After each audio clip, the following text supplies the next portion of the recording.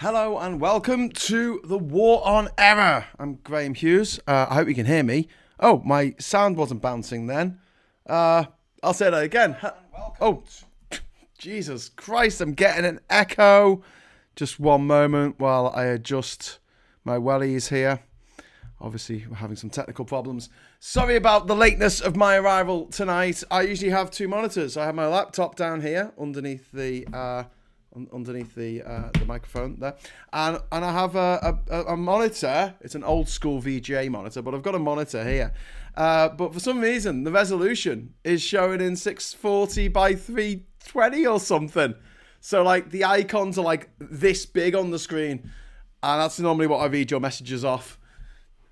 And so I was trying to get that working, and that's not going to work because you know what? Technology just hates me, and I have to just live with that. I have to just live with that. It is Monday, the 23rd of January, 2023. Time is marching on, and we are getting to the point where the never-ending Tory sleaze continues, and never seems like it's showing any signs of abating anytime soon. This is pure Tory sleaze at its finest. We have three incidences of Tory sleaze over the weekend. First of all, we had Rishi Sunak, the Prime Minister, getting his second fixed penalty notification. His second one. He's had two while in office. While he was Chancellor of the Exchequer, and now while he's Prime Minister. Two fixed penalty notices. That's two more fixed penalty notices of any person in the high office of state since before Boris Johnson. So like before Boris Johnson, it was it was unheard of for a minister to commit a crime and get away with it, which is what's happened. And it's also happened to this guy, Boris Johnson, who has again committed a fucking crime. He's committed a crime. He has blatantly given preference to a guy who guaranteed a loan, guaranteed a fucking £800,000 loan. He recommended him to become chair of the BBC. Nice one, Cyril. Apparently that's frowned upon. You're not supposed to do that. Really? Are we not supposed to do that? Thanks for letting us know that we're not supposed to do that. So, not wearing a safety belt. Boris Johnson, the Prime Minister not wearing a safety belt. Boris Johnson, the disgraced Prime Minister, also being dragged over the coals. And today, when he was interviewed about it, he said, "Oh, there's nothing to worry about. It's just the BBC. I've got their head up their arse." That's what he said. He said they got their head up their arse. That was his reply. What a cunt. What a fucking cunt. What an absolute fucking cunt. I don't have any problem using language like that because that's the kind of language that he employs when he's having his Baccalaurean orgies in Number 10 when he was supposed to be, I don't know, looking after the country when we had the worst pandemic in history, in human history. Yeah, he was too busy having orgies in Number 10, not orgies in Number 10. And then we have Nadine Sahari, who was Chancellor of the Exchequer for about a week over the summer. Don't know if you remember that, but he was.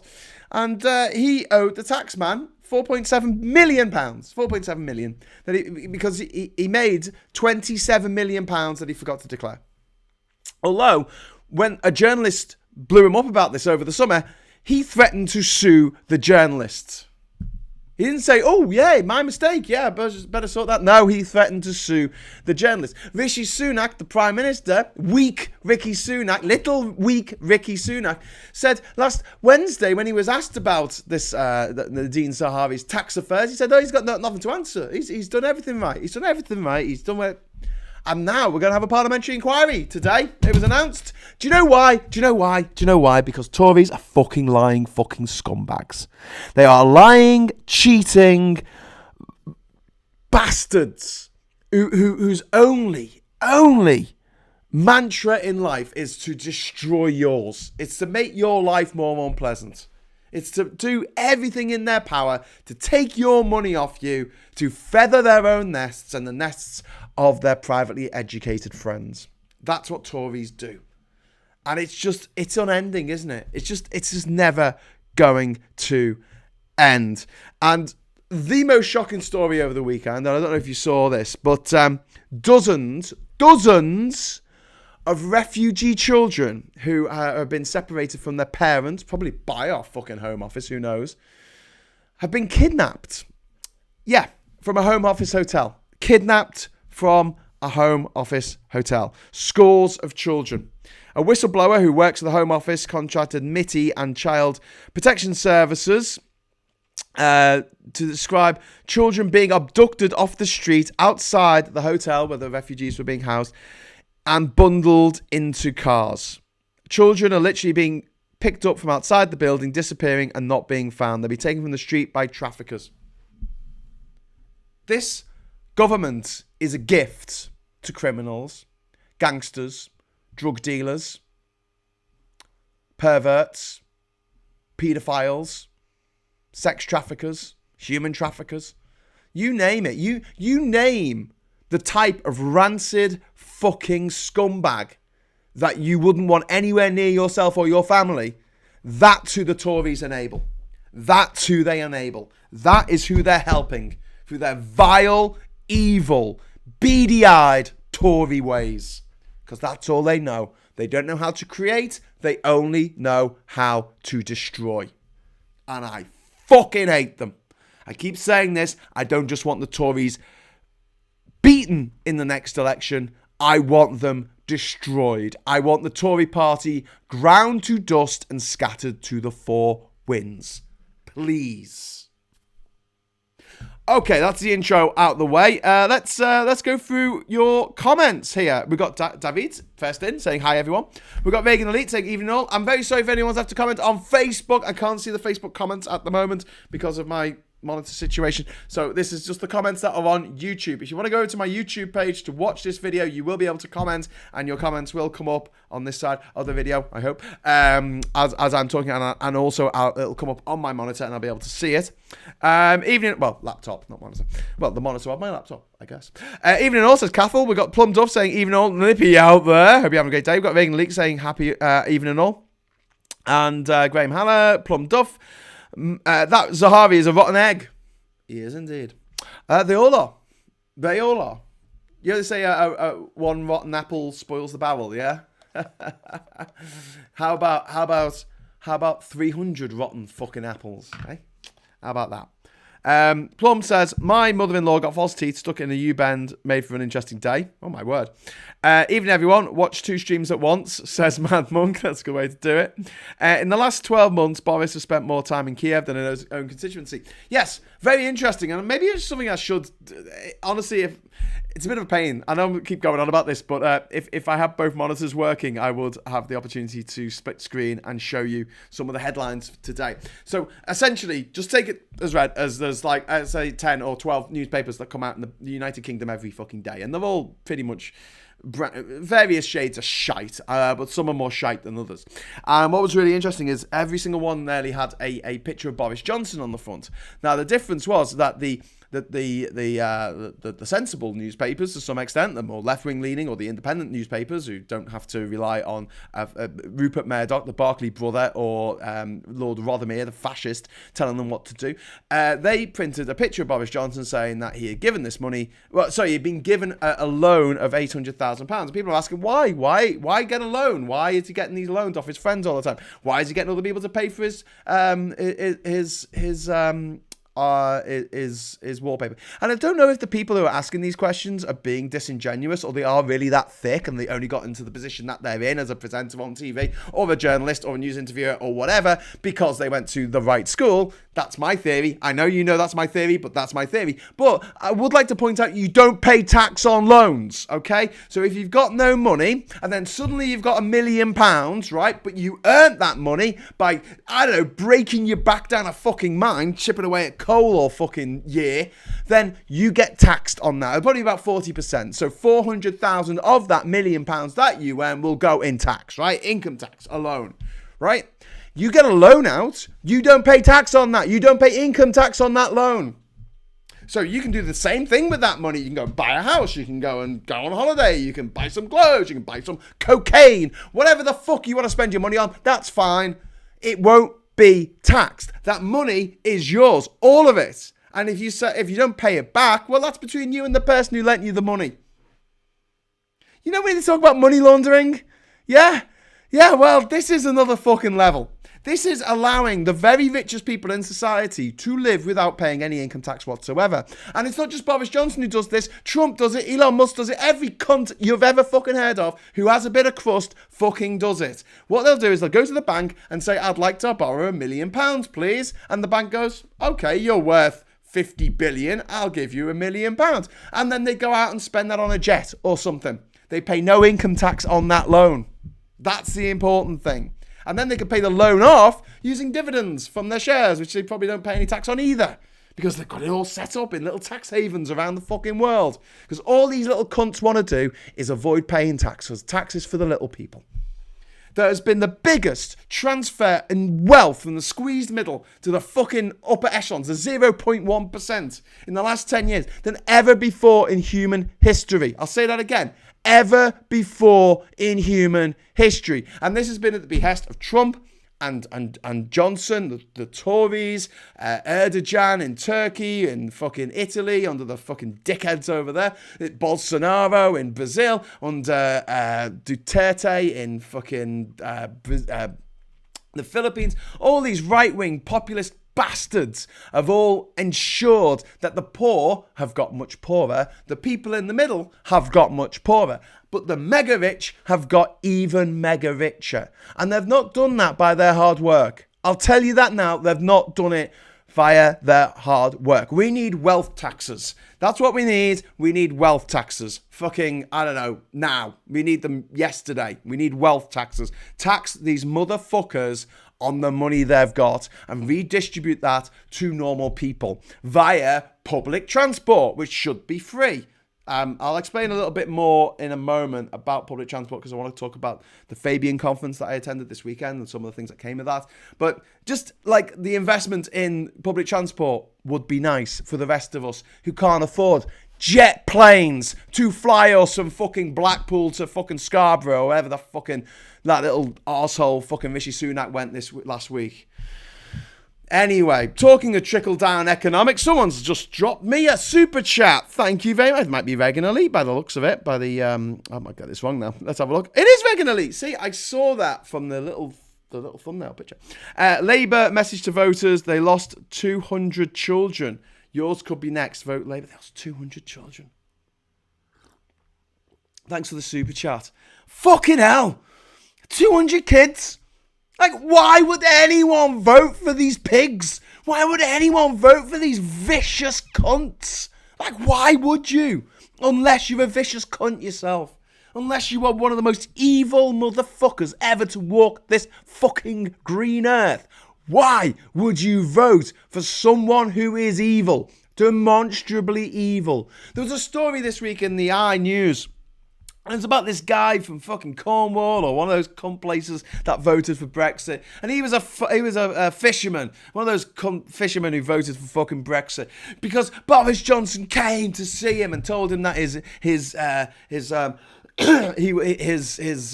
profits would improve sixfold. This greedy little cunt went, oh, great, yeah. So I'm going to ignore all the experts. I'm going to ignore people like Graham. I'm going to ignore people who are talking sense. I'm going to listen to this tough bastard Boris Johnson because, you know, he sounds posh and that gets me dick hard because I'm middle class, and that's what middle class people do, I assume, when they hear a posh voice. They're like, oh, yeah, like a bit of that. Ooh, the sex party's going on in number 10 while we're all supposed to be locked down. I couldn't go to my own fucking mother's funeral. Oh, that's all right. That's sound because, you know, they deserve it. Those rich fuckers, those rich upper class fuckers, I'll give them anything. I will literally give them my firstborn. And you know what? A lot of people have. And that is really fucking disturbing. Everyone who has lost a child because they haven't got the operation in time, or because the ambulance hasn't arrived in time. If they voted for the Conservatives, they literally voted for this. They literally voted to sacrifice their firstborn to the Tory party, so the Tory party could make loads of money. You know? Not make life better for you or me or anyone really except themselves and their mates. Fucking hell. And here we are, 2023, the never-ending fucking Tory. And one of the big problems we've got is that we have first past the post, and it has kept the Tories in charge for 31 of my 44 years on this planet. 31 fucking years I've had to put up with living under the yoke of the Tories. Or maybe the joke of the Tories. The sick joke. The sick fucking joke that is the Tory party. Which isn't funny. It was never funny. Anyway, back to the comments. Bonjour, mon ami. Oh, mes amis, sorry. That's from Patrick. Where's my lovely Graham? I'm here. Hello. I saw Zahari in my local time for Christmas. He was walking with his phone to his ear, clearly pretending to be on call so the plebs didn't approach him. Twat. David says, Bonne nuit, Patrick. Comment ça va? Ça va bien, I think Patrick says. Plum says, Graham, I wish Boris would stay there in Ukraine. I wish he would dig a hole and jump in the hole and then cover the hole up. That's what I wish he'd do. I hope Graham goes on a rant about the missing children. It's so heartbreaking. Reagan Elite, I'm on it. It's just fucking disgusting. It's absolutely disgusting and tantamount to, murder. Absolute murder. They've delivered these children up to child rape gangs. They've handed them on a platter. I often talk about kinder transport. I was talking about it last week, about how disgraceful it was that we separated children from their parents. We had a scheme in the UK called Dub Scheme, which meant that if the parents were in the country, we could get the children to the country, children in, or if there were children here, we could get their parents in. And that's now run out now. So if any new refugees come here, a child unaccompanied, and their parents are trying to get into the country, we won't let their parents into the country.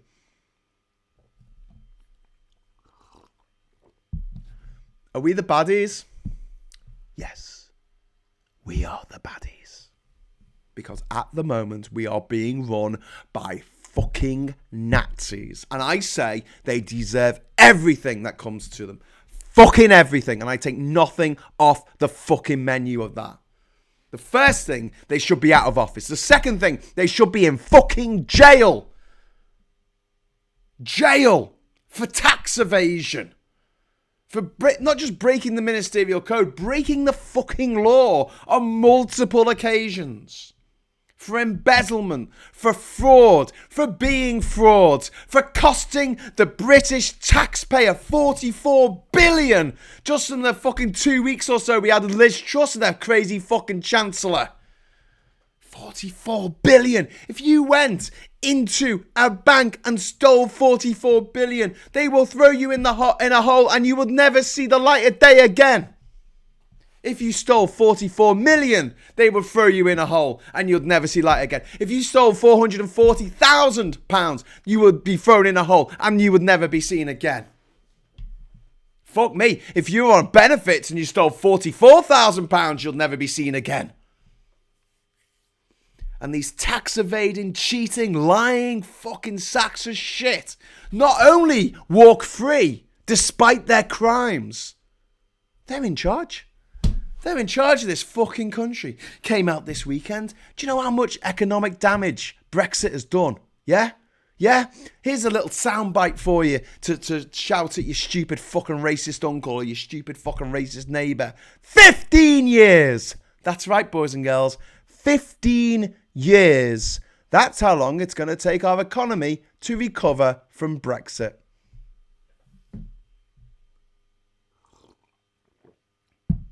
A child starting kindergarten now will probably be in university before our economy is back on an even keel.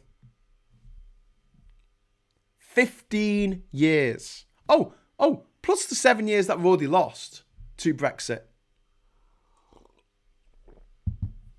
The downturn in investment. British Volt going tits up. Oh, well, that was a surprise, wasn't it? The government, we're going to make this battery factory in Northumberland. It's going to be great. We're going to make this battery factory. It's going to be amazing. Come to our battery factory. Does anyone want to invest in our battery factory? And all these people were like, foreign investors were like, well, okay, we might think about investing in your battery factory. How do you get the batteries that you make to the cars that are being made? Well, if the cars are being made in the UK, we can just take it down the M1A. No. There's lots of cars that are going to need these batteries that are being made in France, in Spain, in Germany, in the Czech fucking Republic.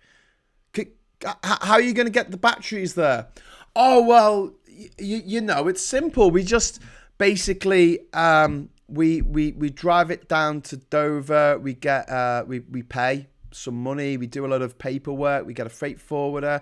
We have to get this number off the government. We have to ask the government's permission and get a number off HMRC that allows us to take this thing out the country, and we have to pay all tax on it, and we'll pass that tax on to the buyer, obviously. So the batteries that we make are going to cost loads more. And also, because we're not part of the EU anymore, the raw materials that we need to make the batteries, like lithium and stuff, which isn't in abundance in the UK, or at least, you know, we don't think it is, and other rare earth metals, they're going to have to come into the country. And because we don't have the same standards as the EU, there's a whole load of regulation and red tape that's going to be put on top of that as well. Oh, so it's going to cost more to make the batteries? Yeah. And it's going to cost more for us to move the batteries around Europe? Yeah. Than if we invest in literally any other country in Europe. Well, not Russia. Russia's worse off than we are. Oh, for fuck's sake. Okay. All right. Listen, guys, I'm out. What can I say? I'm not really interested in this deal that you've got for us here, because of 3 little words that I'd like to share with you. And the 3 little words are just in time. And you know what just in time means? It means that you make the parts arrive for the car that you're putting together just in time. That means you don't need warehouse space. That means you don't have to have storage. Storage is expensive. Having security checking on the storage is expensive. Having CCTV cameras all around is expensive. Having its own facility is expensive. Moving the stuff from the warehouse to the actual factory is expensive. It's adding on these extra expenses that you don't need if you can run a just-in-time delivery system, which we have destroyed because of Brexit. We're never going to manufacture fuck all ever again. We aren't. We just fucking aren't. We're fucked. We have massively fucked ourselves. Well, I didn't. I mean, I guess as humans, we all have to take some responsibility. And as an English person, I have to take some responsibility for being born in this godforsaken country. But the fact remains that we are so fucked. We are like off the charts fucked. We are more fucked than we've ever been fucked before in the history of the British Isles. That's pretty impressive. That is. Oh, sorry, I said British Isles, Britain. I was going to say the British Isles because that does technically include Ireland, which is doing great. Ireland has a GDP per capita twice that of the UK. Imagine growing up in Northern Ireland, fucking place where people are still arguing over whether a Catholic can marry a Protestant, for Christ's sake. And looking over the border that the BNP and UKIP and all the fucking Brexiteers, well, they want to put up a border. They want to put up a border to stop the Northern Irish getting into the Republic, because the Republic are doing so much better. So much better than Northern Ireland. I mean, you know, I'm not saying the Republic of Ireland is perfect, and I'm sure there's some people watching from the Republic of Ireland who are like, Graham, there's lots of things that are fucked up here as well. Yeah, but nowhere near as bad as they are fucked up in the UK right now. The UK is fucked without any plan. That's when you know you're properly fucked. When I was travelling, I'm going to tell you a war story now. When I was travelling around the world without flying, I always had a plan B. I always had a plan C. I always had a plan fucking D. If things didn't work out like I wanted them to, I needed to have a backup plan. There was never a point in the whole journey in which there was no plan. There was literally no plan. I had a list of all the countries that I needed to get to, and I had various ways of getting there. Look, to be honest with you, for the countries in Europe, I had like one way of getting there because that's all I fucking needed. But having said that, sometimes trains didn't turn up. Sometimes there was no train going where I needed it to go, so I had to take the bus or whatever. So maybe there were a few little wiggle room things in Europe. But generally speaking, around the world, I thought, well, if they don't let me in at this entrance, I'll do this. If they don't let me in at this border point, not entrance, it's not like countries have a door going. If they don't let me in at this border point, then I'll try this other border point. I'll try doing this. I'll try doing that. Luckily, thank God for me, I wasn't knocked back at any of the borders. I managed to get all my paperwork and, sorted out. There's one thing I know a lot about, It's paperwork that comes from having to cross from one country into the next. And that's one of the reasons why I love the EU so much. I didn't need to show any paperwork. I just literally had my passport and I could have just flashed it. Just flashed my passport. Didn't have to get it stamped. Didn't have to stand in a queue for 2 fucking hours. With all the people from all around the world, the people from Kuala Lumpur and the people from Nairobi and the people from Buenos Aires, all in front of me in the queue, slowly getting stamped in. And I'm there going, Jesus Christ, we voted for this. But yeah, I didn't vote for it. I fought against it. I protested against it. I organised protests against it. But, I couldn't even get members of my fucking family to listen to me, for Christ's sake. So I must have been doing something very, very wrong. I think the main thing I did wrong, looking back, is I just didn't sound posh enough to be taken seriously.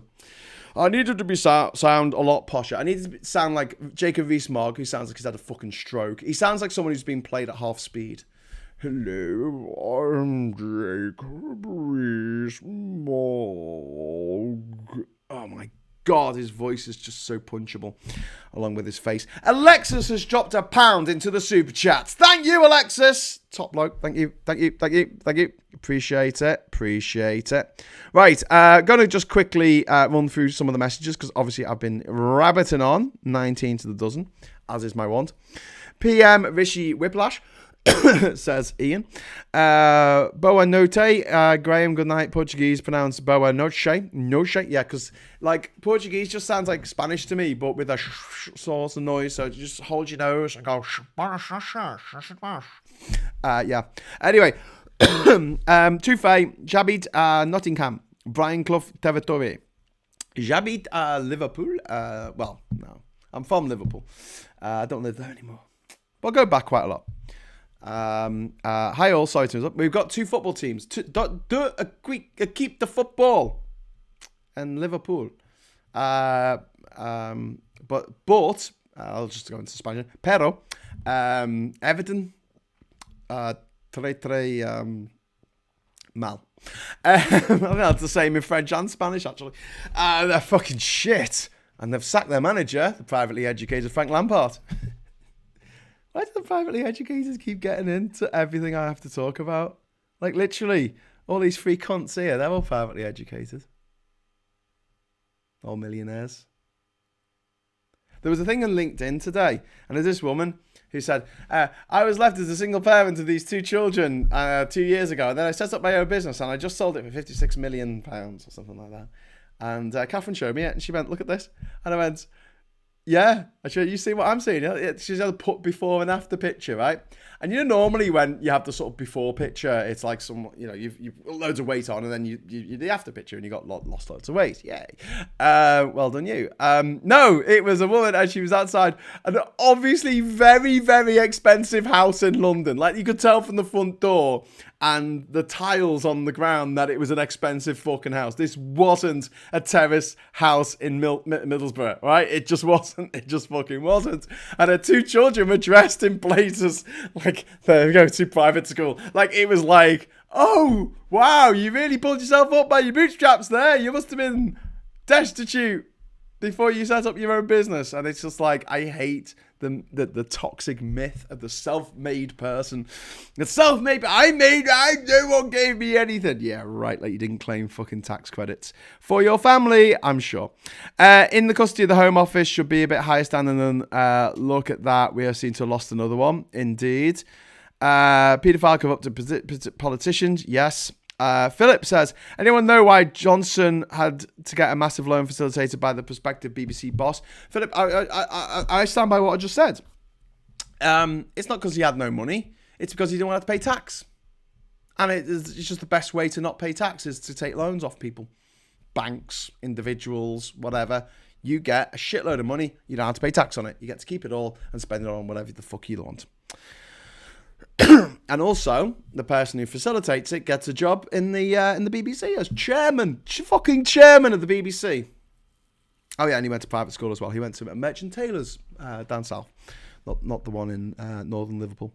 They know how to create a nicely lined pocket for themselves. Indeed, I'm sure there's people now watching this going, it's not North Liverpool, Graham. It's Crosby, No, fuck off. It's North Liverpool. Stop trying to sound posh. This stream keeps me sane. Thank you very much, Plum Duff. You keep me sane by watching this nonsense. Thank you. J'habite à la Espagne. I think that means I live in Spain. Good evening, all. Hope everyone is well, says Daily Blase. Hello, Darren. How you doing, mate? And someone responds there from Megan Leeds. And then people are just talking a bit in foreign languages. A bit upset over the children's story today. Very frustrating. Yes, Megan. I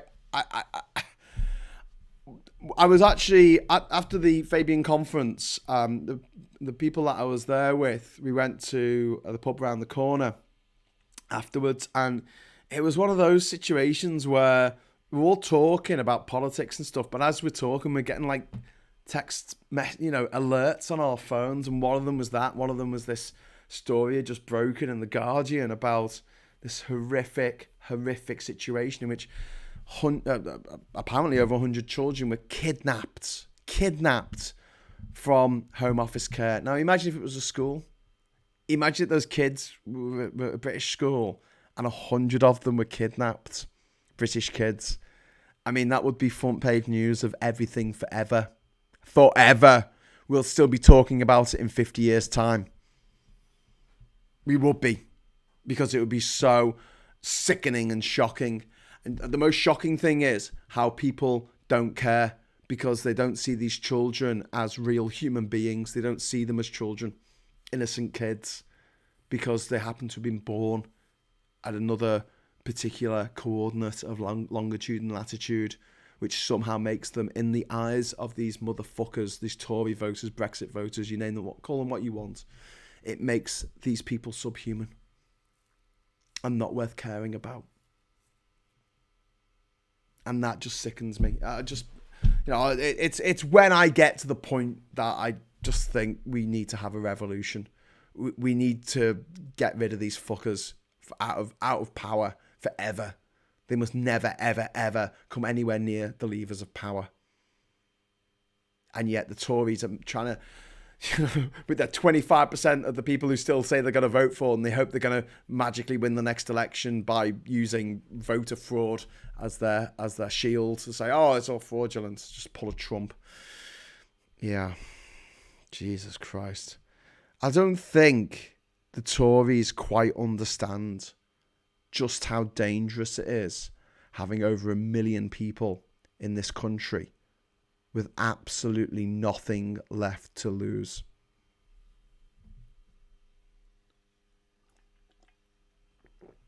They just don't get it. Anyway, we got Terabs here. Evening, Graham. Just jumped in after my association year meeting. Hello. Number 3 says, sorry everyone, I was with Marcus. Ooh, saucy boy. Hi Richard, good to have you over here. I genuinely want to cry, says Duke Vengeance. Oh, please don't cry. Just get angry. Get angry and destroy. Criminal negligence, traitors. Indeed, my partner works in daycare. You can imagine how she feels about this. That's from Reagan. Hey, where is the ugly witch? Patel disappeared from the media. Yep, she's a backbencher now, so you don't get to see her anymore. Good. British Vaults had 0 customers. Yeah, but they had 0 investors as well. It was like they got money off the government, and they said, we're going to get investors, we're going to get investment. Foreign direct investment has gone off a cliff. Directly after the Brexit vote, foreign direct investment went down by over 90% in this country. Because who the fuck would want to invest in a country that has just put up barriers to trade between itself and its closest neighbours? Who would want to invest in that? Who would want to invest in a toxic asset? It would be like buying shares in Twitter right now. Like, why would you? Why would you? Or Tesla. Wow. Why would you? Indeed. If anyone's seen Glass Onion, I watched it over New Year. Very good movie. And I just love the fact that they made this movie. They must have written it a couple of years ago. They filmed it last year or the year before, because they reference COVID in it. And yet, the character of Elon Musk, Edward Norton's character is so based on Elon Musk, and he's thick as pig shit.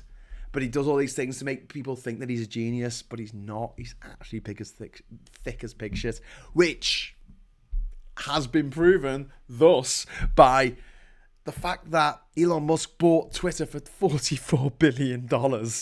It was worth 7, if that.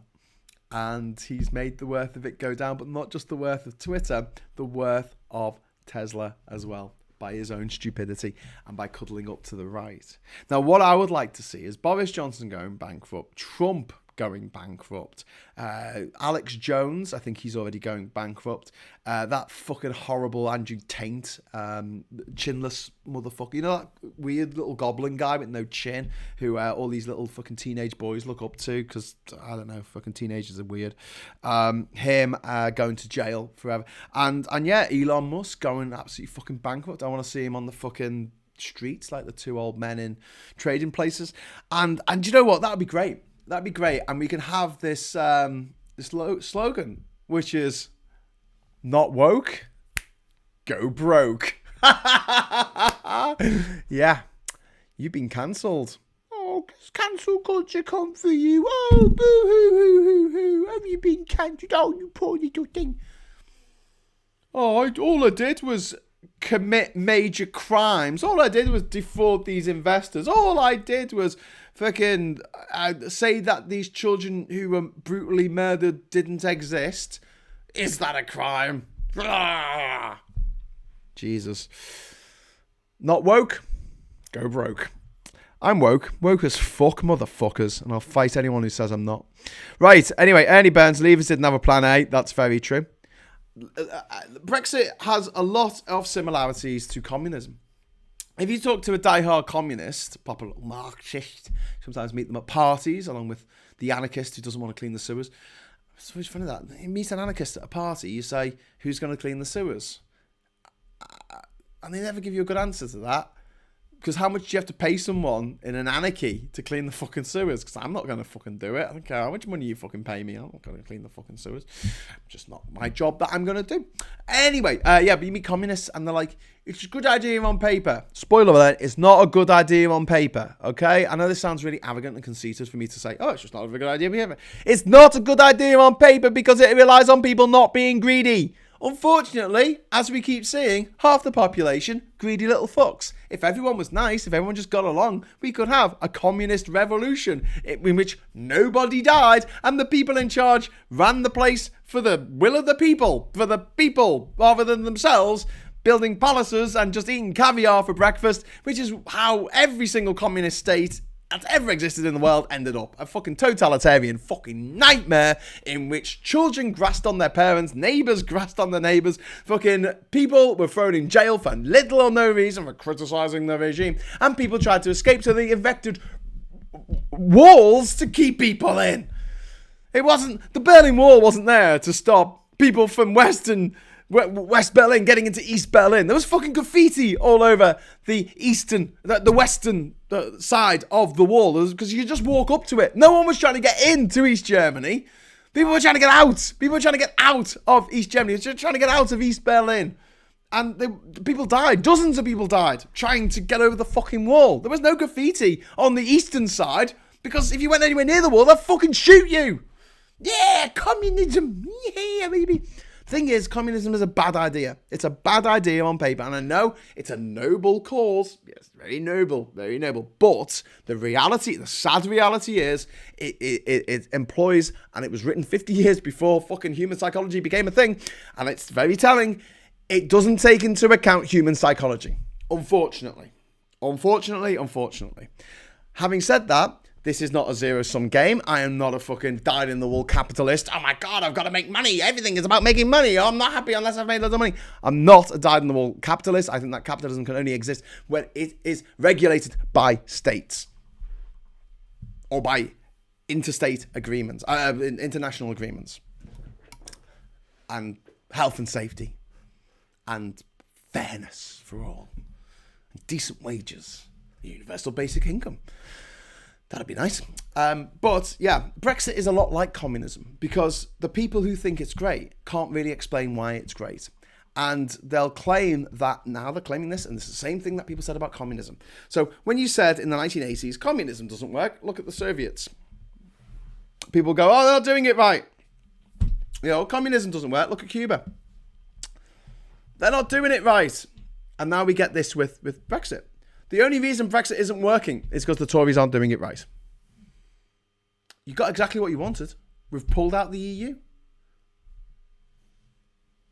I think as Brexit was sold to the stupid people who voted for it, 100% they did what they said they were going to do. They pulled us out the EU. We, the Remainers, we said it was going to be fucking awful. We said it was the economy was going to take a massive whack. We're going to say the cost of living would go up. The cost of food would go up. The cost of imports would go up. Life would turn to shit outside the EU. We'd be an international pariah. Everyone would fucking laugh at us. Oh, here we go, it's Britain again, dickheads. We'd lose all our respect around the world. But that's what they wanted. Worth every penny. That's what the Brexiteers screamed in my face. Worth every penny. Okay, fine. But my point remains that it's a terrible idea on paper. And it doesn't work in real life. Because it can't work. Because it's a stupid fucking idea. Like communism. And the same people who, think that communism is amazing and the best thing ever invented. I'm guessing they're the same people who think that, yes, Brexit is amazing as well. Not the same people necessarily, but the same type of person. Yeah, you can't educate pork. Okay, moving on, or gammon.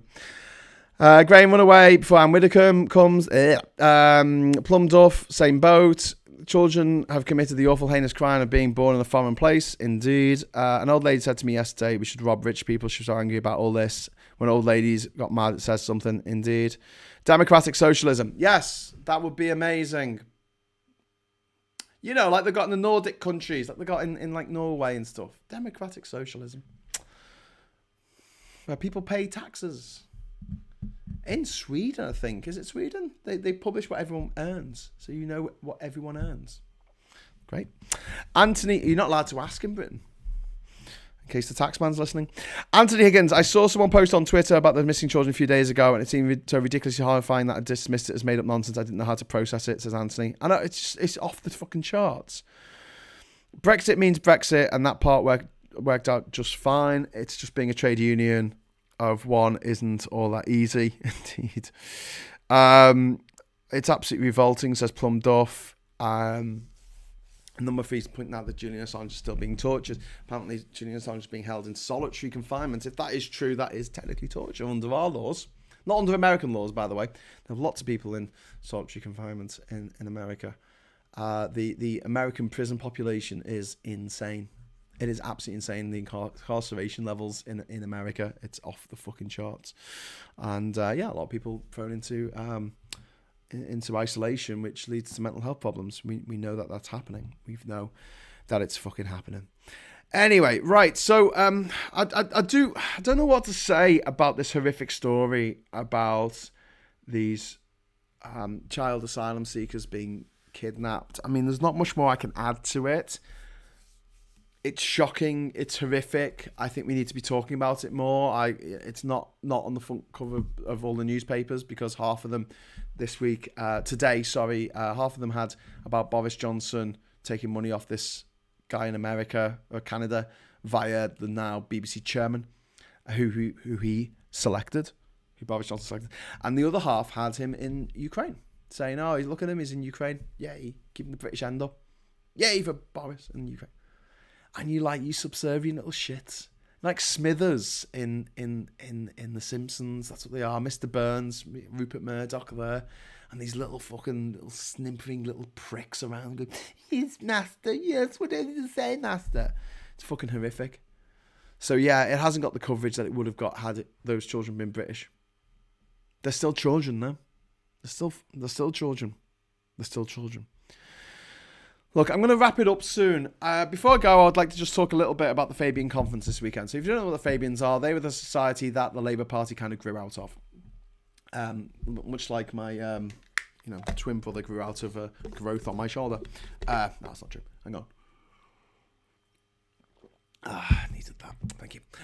Anyway, so the Fabians were a group that existed before Labour, and a lot of people in Labour are part of the Fabian Society, and they advocate for social democracy, essentially. And they've been around since the Victorian era, and they have a conference, I guess, once a year, maybe twice a year, I don't know. And there were a lot of Labour shadow cabinet MPs speaking, including Johnny Reynolds and Anne-Marie Dodds. Annalise Dodds. Rachel Reeves, the Shadow Chancellor. Seb Dance was there, who is an MEP, and now he's working for Transport for London. And Ed Miliband, who's in charge of green policy for the Labour Party at the moment. Good chance to have a chat with some of the people who will be in charge of the country, hopefully, in a year's time, or definitely in 2 years' time, and see what the future holds. Now, there were a few good talks, and some of them were a little bit kind of like, you should vote for Labour. And I'm sitting there going, everyone here is going to vote for Labour. Why are you doing a party political broadcast?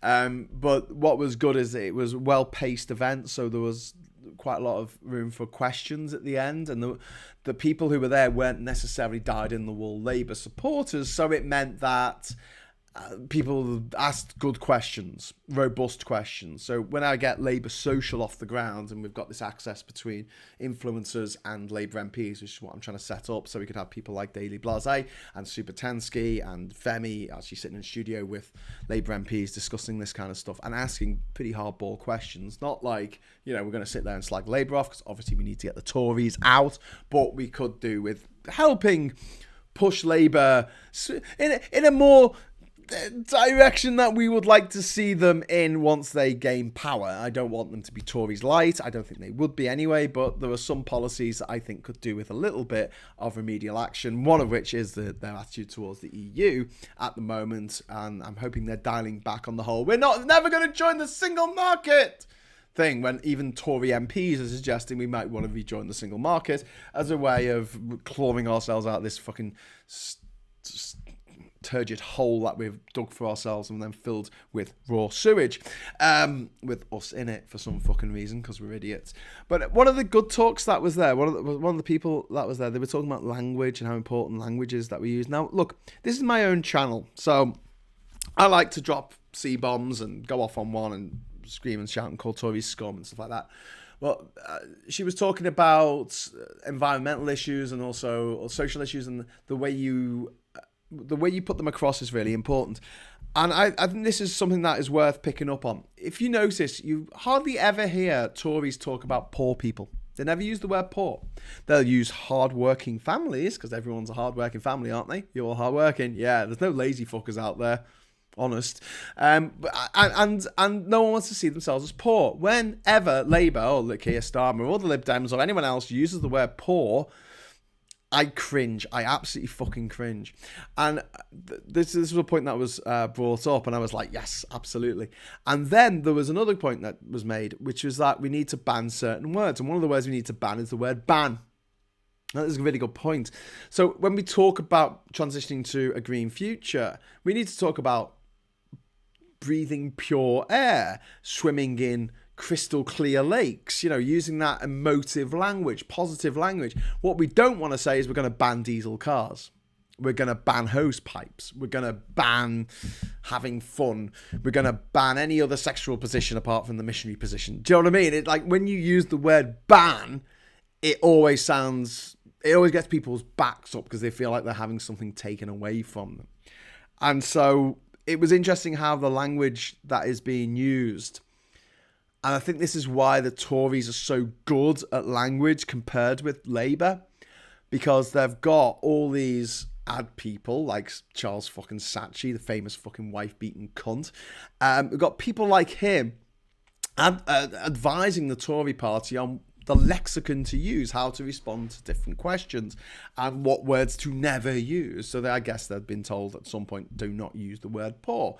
If you listen to anything that Boris Johnson says, he always seems to be positive. He always seems to be saying positive things. Even when he's actually saying negative things, he comes across like he's having a bit of a joke and, ha. So, for instance, today when he said that the BBC had its head stuck up its arse, he put it in a way that people would say, oh, well, that's quite an amusing way of putting it, haha, rather than saying the BBC are a bunch of evil sick fucks who've got it in for me, or whatever he was trying to actually get across. He put it across in such a way that people go, oh, it's just Boris Johnson, he's so funny, haha.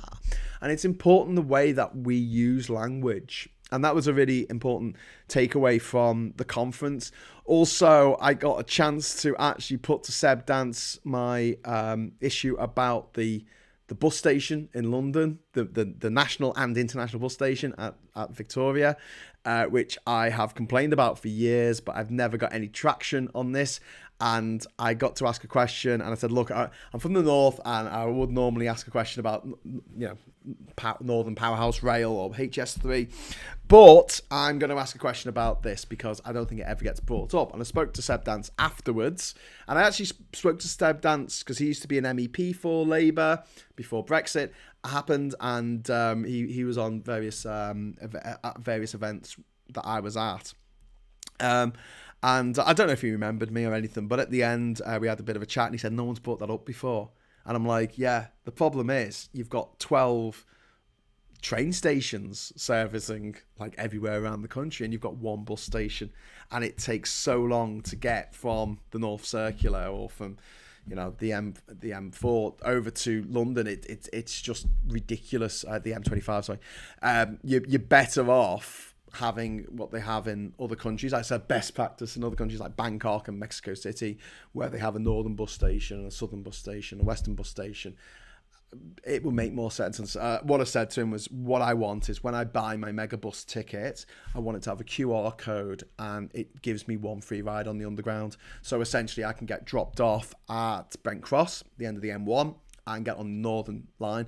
Northern Line to Victoria is 24 minutes. If you try and do that journey on a coach, and if you've ever done it on a coach, it takes between 1 hour and 3 hours to do that journey, depending on traffic. Seriously. The other alternative is to be dropped off at Heathrow, which will make more sense if you're coming, say, from Birmingham or from Bristol. And then from there to Paddington is 15 minutes on the train. Or you can take the bus in, which takes an hour at least, into the city centre, which is a low emission zone. And so you've got these diesel buses in the low emission zone, and they're going down Oxford Street. It's absolutely bonkers. So at least I got to make that point to the deputy director of TfL, or deputy mayor, whatever he is, for TfL. So hopefully, if anything comes of it, I'm not expecting it to be called the Graham Hughes Northern Bus Station, although that would be a good name for it. If that was to come to pass, bear in mind it was me saying that at the fucking Sabian conference, made them go, oh shit, maybe we should do something to help out the poor bastards like Graham who can't afford £150 for a fucking train ticket to go to fucking London, and stuck with the Megabus, the overnight Megabus, because it's only £10 each way. Right, okay, so I'm just going to quickly shout you out at your messages here. Give you a shout out for your messages. Democratic Socialism. I hope I'm still going live. I've checked my monitor for ages. I could just be talking into the ether. I don't know. We've got the way the streams go like this will be shut down. I'll use a VPN and pretend to be broadcasting from fucking Costa Rica. Actually, if it gets that bad, I might just leave the country. There's so much crap that's going on. It's truly dystopian. The UK is going through a very dark time period. Anthony, you're absolutely right. Anthony Higgins there. How about the Tories resign and take over, says Duke Vengeance, indeed. What's wrong with the ministry position, says Chris Neal. Nothing. It's just a bit of variety is nice as well. The Tories just don't have money. They have most of the British media covering them too. They do. They've got all the money, they've got all the power, and they've got the media up their fucking arse, up their fundament, to use Boris Johnson's language. How is it all policed? I have no idea. Duke Vengeance said, the United Kingdom is being taken over by the Kursk Dukedom. I am now first Great Lord of Kursk. Archduke Reverend the Twice Mad, bow to my power, spelt P-O-W-A. Yo. The Hughes bus bill, indeed. Graham, your French finally conquered my heart. My French is awful. What are you talking about, David? Duke says, oh, come on, I have a good green energy policy supplied with cookies. Indeed. One of the things that was mentioned, because I went to this particular talk about public transport, because obviously that is my forte, is it? Yeah, fuck you all. It's my fucking forte. You find someone else who's been on public transport in pretty much every single country in the fucking world. Go on, find someone else who's done that. Oh no, you can't, because no one else has done that Yet. Right, so that's just me. So yeah, let's just pull rank here. So I'm a fucking international fucking expert on public transport and what works and what doesn't. And one of the best things that was said at the weekend, and I actually sort of, you know when you're like, yeah! And like no one else claps along with you. It was a bit of one of those moments, but I don't give a fuck. And it was mentioned that public transport always makes a profit. Always. Even if it's free. Even if it is absolutely free. Public transport always makes a profit. Why? Because any given area or country that has decent public transport, it improves the economy sixfold to what you fucking paid to set up and run the infrastructure in the first place. Sixfold, motherfuckers. And I'm sitting on the train in Newcastle yesterday, coming back to Durham. Well, no, I was coming back to get the bus because our Durham train station is closed at the moment, so I had to go all the way up to Newcastle and then come back down again. And after using the London Underground for a couple of days down in London, and then surprisingly down in London, you know, not Cornwall, and then going up to the metro, the really grotty metro in Newcastle, where you can't just use your debit card to get in. And the machine's like, what the fuck is that? What's a debit card? Fuck off, go and get a ticket. So you've got to go over to the ticket machine and go,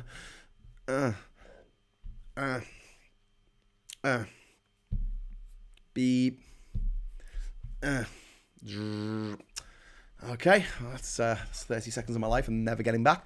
And then you have to go over and put your card in the little thing and it pops out and you walk through. Great. In London, there's like, what? How many train stations are there in London? There must be like 700 or something like that. Every single one, you can just fucking put your debit card on. Boop. And then when you come out, you put your debit card on. Boop. And that's it. For each and every individual that there is in London, the equivalent investment in public transport is £2,000 plus a year per person. In Newcastle, it's £16 per year per person. Great.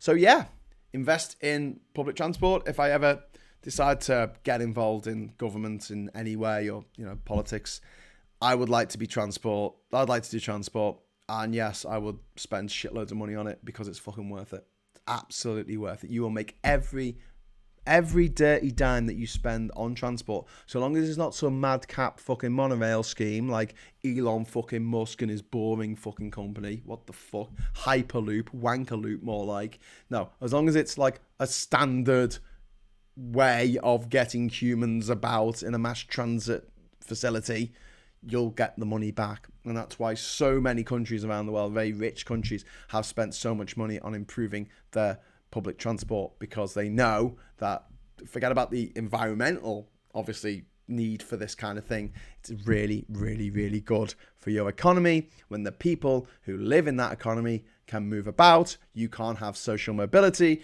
without physical mobility. The Tories don't understand that because Tories have never taken a bus, ever, in their life. They wouldn't know how one worked. Fuckers. Anyway, right, some dosh on the way from Richard. Thank you very much, Richard, for my super chat equivalent. Thank you very much. I really, really appreciate it. Just joined Luxembourg for free transport. Yes, Luxembourg free transport, and also Tallinn in Estonia has free transport as well.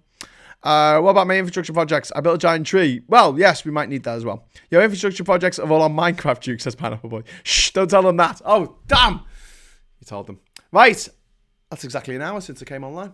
I know I kept you waiting for a while because I was trying to get this stupid monitor to work, but it didn't work. Ah! Hulk smash monitor. Where's my monitor? Smash. I'll have to take that back to the shop. I still hope I've got my receipt from 1997 when I bought it. Okay, so thank you very much for watching. I'll be back on Thursday. No, I'll be back on Wednesday. I'll be back on Wednesday at 12 o'clock for Not Safe for Work Prime Minister's Questions, in which I will shout obscenities at Rishi Sunak for your edification. So join me for that. And in the meantime, I'm going to leave you with a list of my wonderful, wonderful patrons. And there's a bunch of people on here who aren't my patrons anymore, so I'm going to have to clean up this list at some point. But I still love you all, and I hope you come with me on the journey this year on my new projects that we're working on, like Labour Social. Labour Social. That's my card. Look at that. It's coming. But yes, and yeah, hopefully we will start actually making a fucking difference. Because it can't get much worse than this. I know we keep saying this. And it just feels like we just keep hitting the floor. And then the floor opens. Then we hit another floor. And then we keep doing this. About 50 times we've gone, can't get any worse than this. And then the floor opens up again. And we're like, falling some more. Bang, hit the floor. Oh, well, thank God that's it. Way! And then the fucking floor opens up again.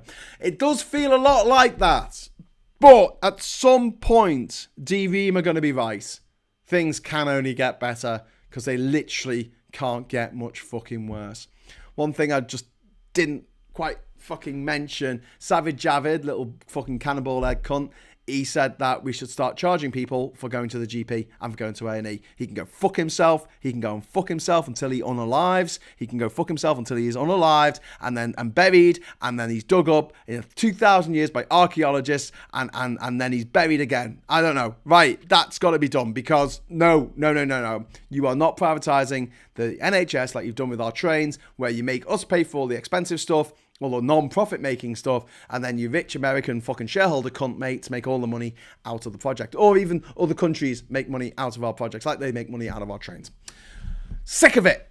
Let's take back control, boys and girls. And until next time, thanks for watching, and I'll say hello, good evening, welcome, and goodbye.